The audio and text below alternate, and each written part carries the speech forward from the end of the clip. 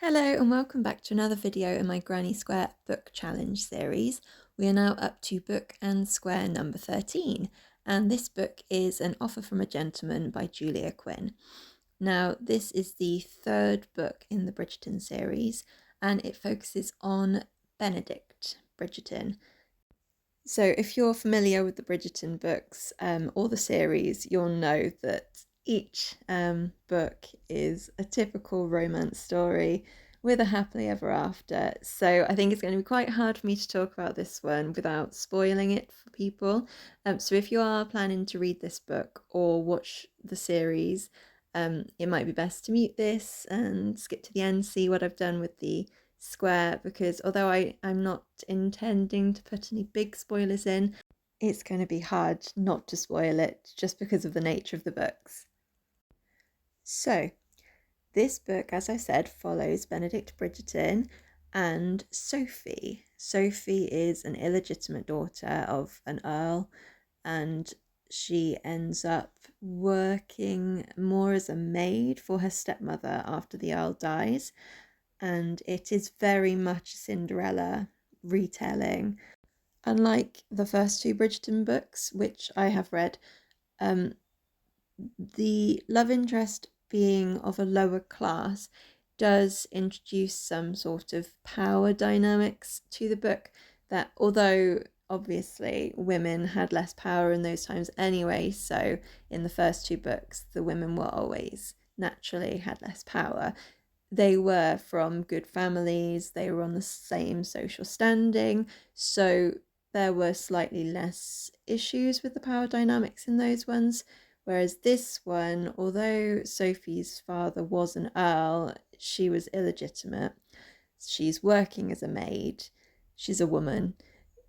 All of these things just make that power imbalance a lot more clear to see. And I think that as long as you remember the time that this was set in, you can sort of get on board with the story. I'm sure Benedict was acting as men would have acted back then if they liked someone that they couldn't marry. The alternative was what he offered to Sophie, and Sophie said no, and that's fine. But Benedict did not want to accept her no, and he orchestrated it so that she ended up working in his mother's house, sort of against her will as well. It really just showed you how little power women had back in those times, especially women of lower social classes.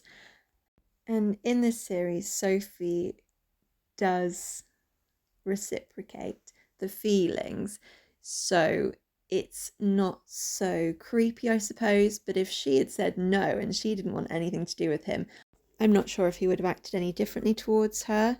Certainly other men at the time would have continued to force their suit. Benedict does acknowledge that he was in the wrong towards the end of the book. Whether you think that makes up for it or not, I'll leave that up to you. After a few ups and downs, they do get there happily ever after, because this is just a fluffy romance book at the end of the day. I did enjoy this book, but I will say I didn't enjoy it as much as the first two. The characters are written really well. There's a lot of fun in the way the characters are described and they interact with each other, and I do like that. That's been consistent throughout the three books that I've read so far. I probably wouldn't pick this one up to read again, whereas the first two I would. Maybe it was just the fact that it was so Cinderella-like, and I've got nothing against Cinderella, but it was very predictable. Again, that's kind of what you expect with these books. I don't know, this one just didn't hit the mark for me like the other two.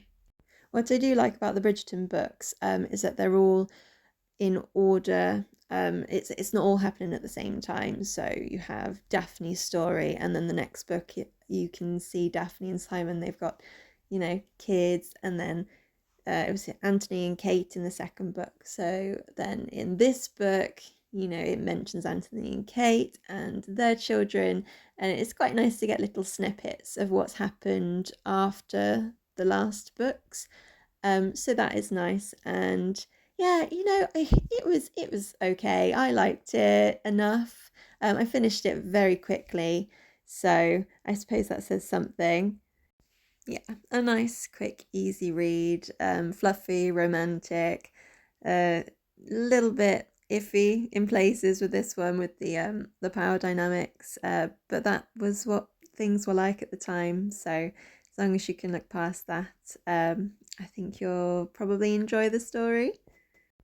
Now, I've waffled on a bit longer than usual in this video, so I will skip the technical things. It's the same as every other video. So if you go back and watch those, you'll find out about the starting chain. For the masquerade mask, which is the motif for this book, I really struggled. I couldn't figure out a way to crochet a tiny masquerade mask. So I had this lacy material. I cut out a mask shape and I've just done some little chains and single crochets around the edge to make the mask. And then I will sew it onto the main square, and I just attached a few little curly bits at the end to be the ribbons. I don't know what kind of mask Sophie was wearing at the masquerade ball because it doesn't actually describe it in the book, so I had to guess, and I thought this looked pretty. So here is the finished square. I hope you like it, and if you're enjoying this series, please consider subscribing. I'm currently reading Still Me by Jojo Moyes, so that will be the next square. I will see you then. Bye bye.